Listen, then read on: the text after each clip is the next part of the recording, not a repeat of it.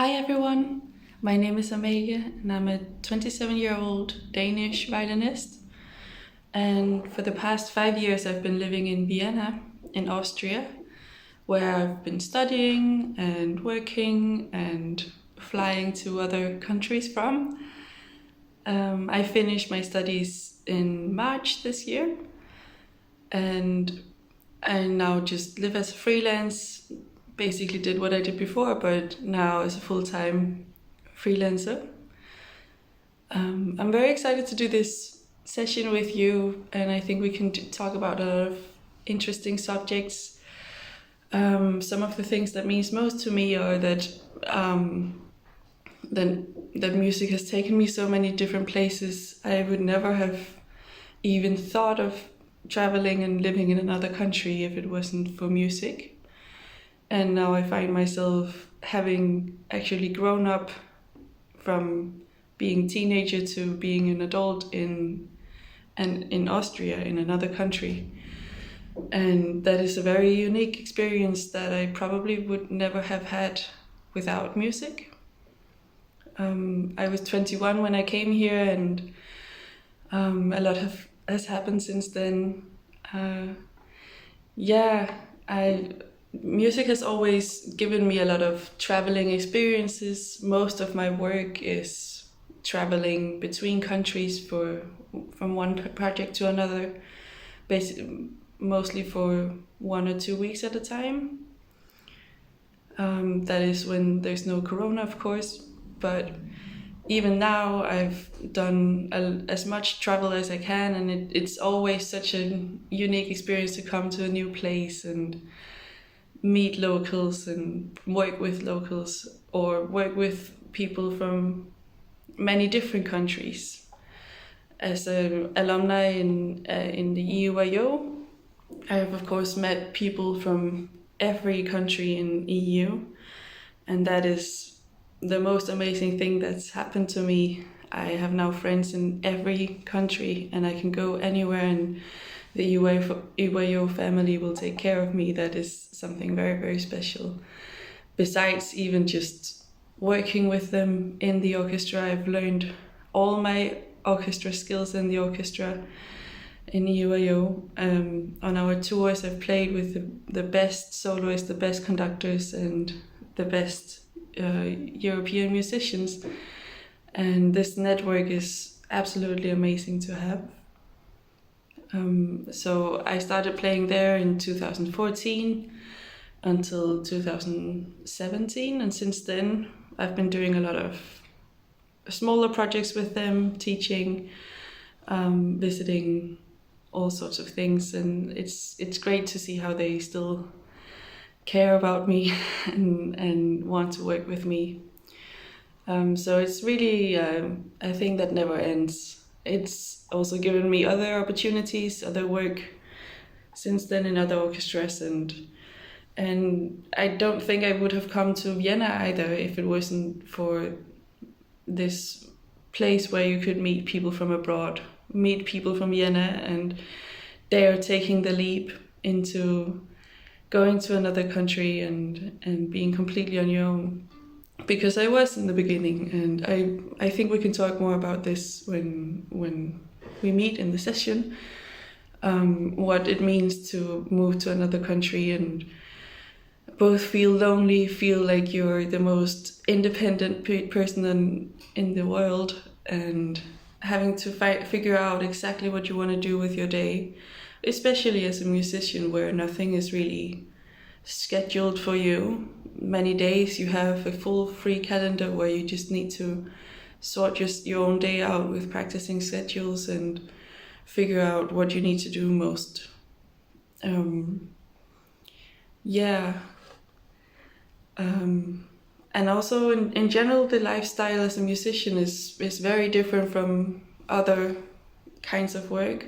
I don't come from a music family, so I have seen how different I am from the rest of my family. They have normal jobs, and I'm kind of the black sheep running around doing freelance work, and it's hard for them to sometimes understand how freelance work is also a full-time job. It's just some days are full schedule from morning till evening. Some days are the weekends completely full, and then some other times there's a week off, because that's just how it is. So you can't really decide yourself when your vacations are, or when you need to take a day off to just relax. It has to kind of fit with whenever your day is free. But of course, I've chosen to do music because I couldn't imagine doing anything else. And I think that's the way it should be, because the work hours are so different, the conditions, the pay, you work crazy hours in the evening, and you travel a lot for the same pay as somebody in an office probably would get.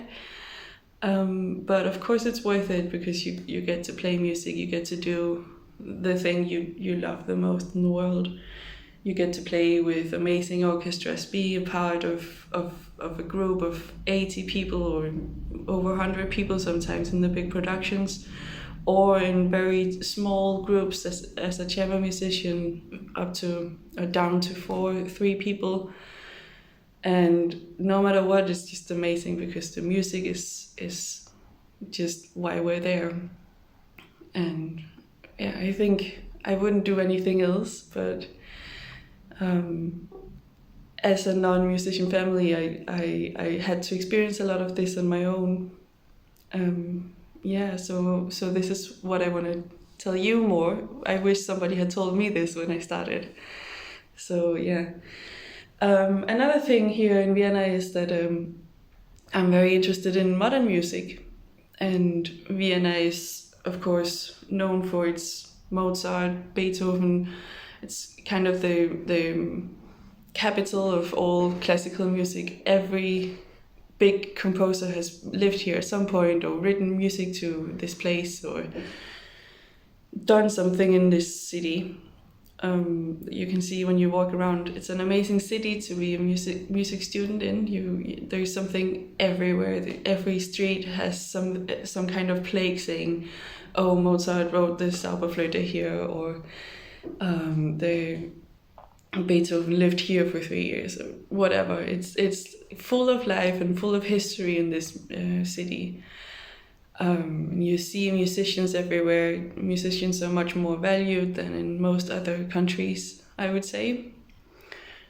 So it's really a great privilege to be here.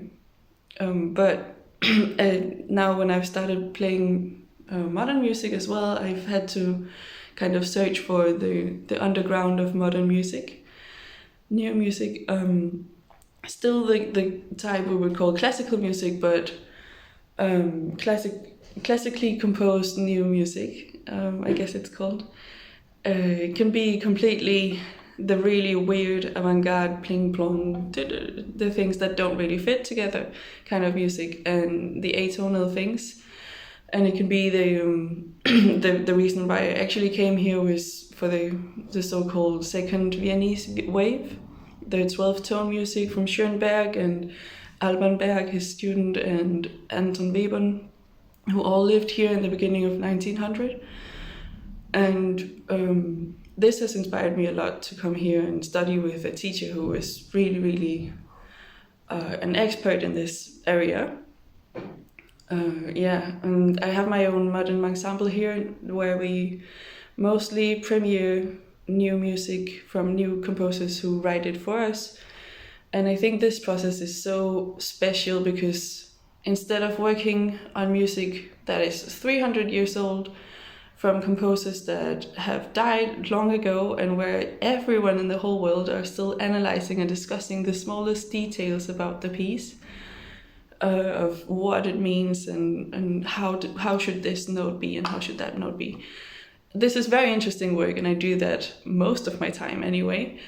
But then coming to modern music, where you can actually talk to the composer directly and get the exact picture of what he wanted in your head, or maybe even give suggestions to something that could be better, or something that fits the instrument more, because most composers are not instrumentalists, or maybe not for the instrument that they write. They have to write for every instrument. So having this dialogue between composer and musician is super interesting, I think, and yeah, very, very special. You don't get that in old music.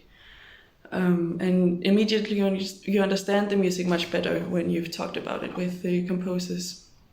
So I think this is kind of my playground, the modern music world, and I would love to spread it out more and make concepts where you mix old and new music to engage the listeners who think this is absolutely crazy sometimes, which it is, but I think it's kind of our duty to also see what can be the next Mozart, the new Mozart, and put that forward. Anyway, I have a lot of things I would talk to you about, and I can't wait to meet you in the session. And yeah, feel free to ask any questions, and yeah, we can go more into these subjects and more when we meet. Bye bye.